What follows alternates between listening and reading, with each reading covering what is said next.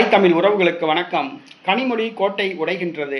கனிமொழி கோட்டை உடைகின்றது என்ற தலைப்பில் இந்த காணொளியை காண்கிறோம்.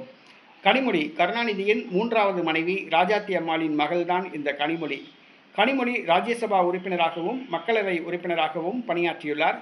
திமுக மகளிரணி செயலாளராகவும் பணியாற்றியுள்ளார். தற்பொழுது திமுகவின் துணை பொதுச் செயலாளராகவும் மக்களவை எம்பிக்கள் குழு தலைவராகவும் அவர் உள்ளார். தற்பொழுது திமுகவில் மு.க.ஸ்டாலினுக்கு பிறகு கட்சி தலைமையை கைப்பற்ற அவர் துடிக்கின்றார். நடைபெற்று முடிந்த தேர்தல் தோல்விக்கு பிறகு கட்சியின் தலைவர் பொறுப்பை தன்னிடம் ஒப்படையுங்கள், 2031ஆம் ஆண்டு ஆட்சியை பிடித்து காண்பிக்கிறேன், நான் முதலமைச்சராக மாட்டேன், திமுகவை மீண்டும் அரியணையில் அமர்த்த வேண்டும், இதுதான் எனது கனவு என்று கூறினார்.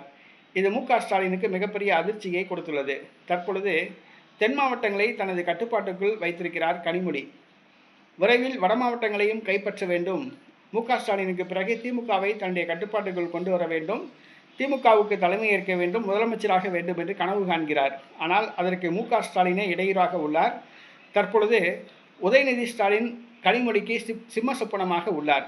தற்பொழுது கனிமொழிக்கு மேலும் ஒரு இடையூறு, அதாவது கனிமொழி கோட்டையை உடைப்பதற்காக சபரீசன் இறக்கிவிடப்பட்டுள்ளார்.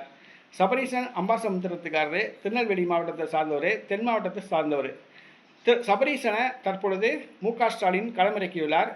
மறுசீரமைப்பு கமிட்டி கொடுத்த அந்த பரிந்துரைகளை நிறைவேற்றும் பொறுப்பு அவரிடம் ஒப்படைக்கப்பட்டுள்ளது.